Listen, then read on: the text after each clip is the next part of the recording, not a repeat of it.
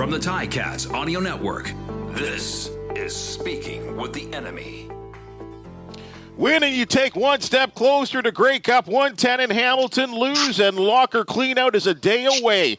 The countdown to the CFL East semifinal between the Ticats and Alouettes continues on Tiger Cats pregame presented by GreenworksTools.com on the Ticats Audio Network. Bubba O'Neill and Andy Fantuz with you. Folks, ready to get ahead of the cold Canadian winter? Look no further than redtag.ca. Picture yourself basking in the warm sandy shores of a tropical island where worries melt away like the sun. Don't let winter hold you back. Plan ahead and beach better. Travel made easy with redtag.ca. On the line with us at the moment from TSN 690 Montreal, the voice of the Alouettes on Speaking with the Enemy, presented by redtag.ca, Sean Campbell. Well, and I'll tell you, partner, last week's vanilla ice cream has been put back in the freezer. Time to pull out all the stops this afternoon. Yeah, I hope they do.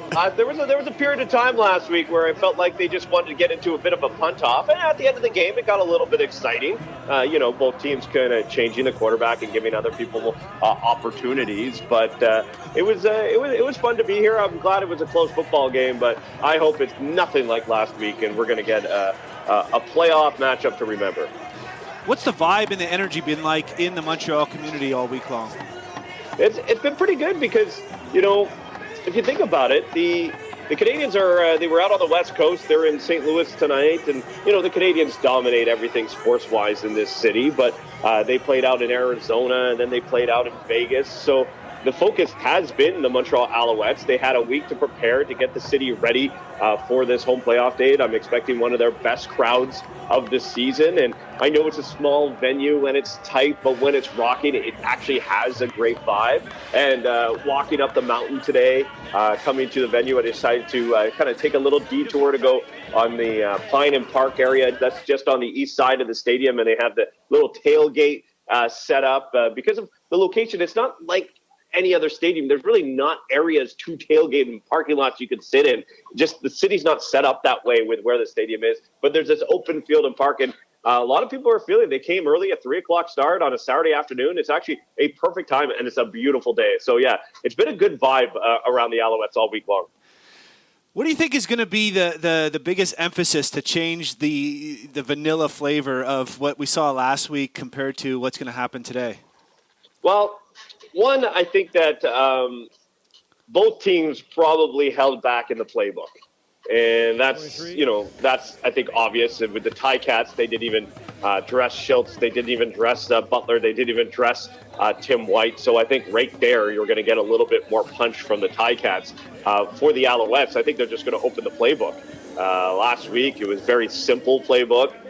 They went through quarter and a bit with Cody Fajardo, and then you had limited plays for Caleb Evans and Davis Alexander. So I think you're just going to add another 20, 25 pages, 30 pages to the playbook for the Owls. So that means they're going to be able to do different things. I think that defenses are going to be a little bit more aggressive. No one needed to be too aggressive last week either. So I think that's going to change the dynamic of this football game. It's been announced that Pierre-Olivier Lestage has been ruled out for this game. Big loss, as he's the most outstanding lineman nominee for the Alouettes. How's that going to affect things on the Montreal offensive side? Yeah, I'm curious how it is. He's one of those. He's a beast, and he plays with an edge. And you take him out of that lineup, he's one of those pulling guards that coming around the corner, and a DB just sees him coming. They're like, uh-oh, because he's looking to hit people. They're going to bring in Philip Gagnon. He's played this position before. He knows what they're doing. The Owls use a lot of offensive linemen. They like to bring in the 6th offensive lineman, sometimes the 7th offensive lineman. They use a lot of fullback plays.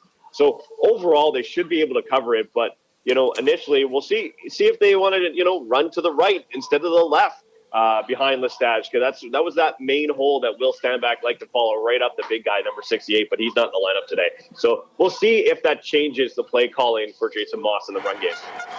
Last week, we spent some time talking about the interior defense, but not really particularly right up the middle. And you had a late season acquisition, Darnell Sankey, middle linebacker, and Mustafa Johnson at the D-tackle position, named an East All-Star.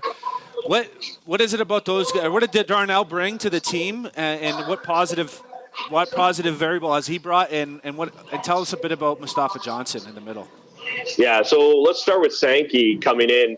Alouettes with a gem of a signing with Sean Lemon, right? We know he gets 9 sacks, leads the team, and he didn't even play in the first 5 games of the year, and he brought a veteran presence. So you're thinking, okay, this defense is getting a little bit of a boost, a veteran guy.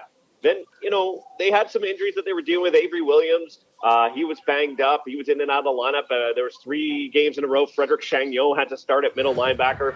And you heard that Darnell Sankey was looking for a job. And I was like, I bet Danny gives him a call. They give him a call, and he's just a football player, Darnell Sankey. He likes to go out there and tackle, and he really doesn't miss tackles. It's one of the reasons he was the leading tackler in the CFL last year. And then in his offseason, I'm just going to go and play in the XFL.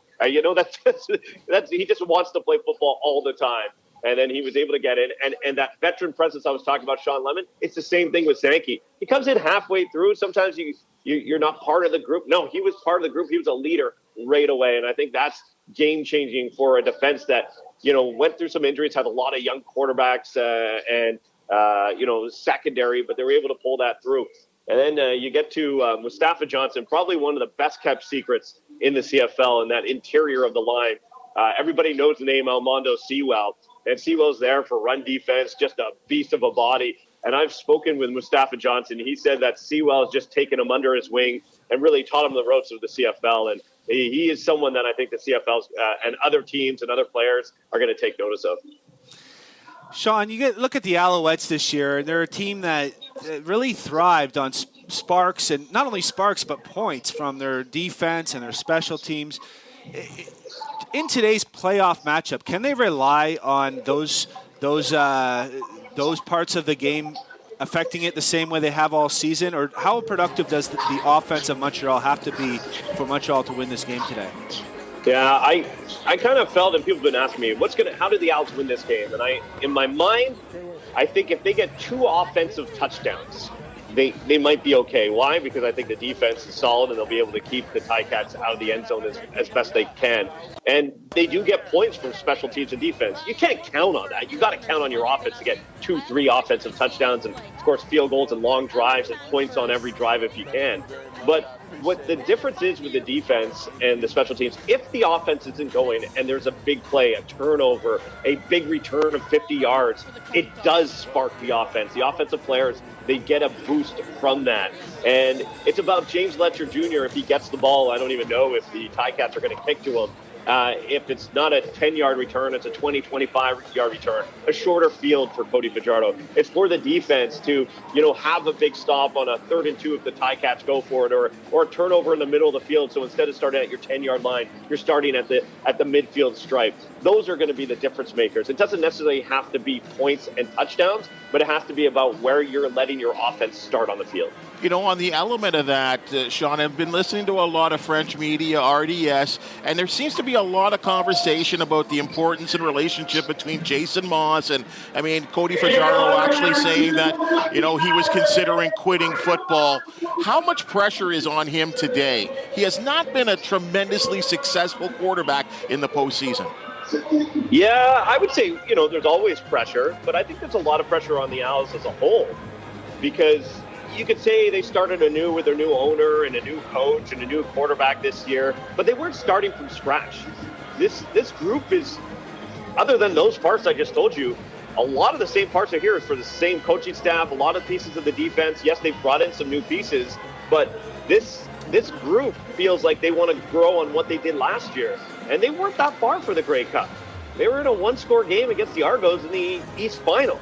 And to them, it's about progressing for next year. So you go from being that close to the Grey Cup last year and then this year losing out in the East semifinal at home, I would call that a disappointment. So, yes, I think that there's pressure on Cody Fajardo to perform here today for the Owls.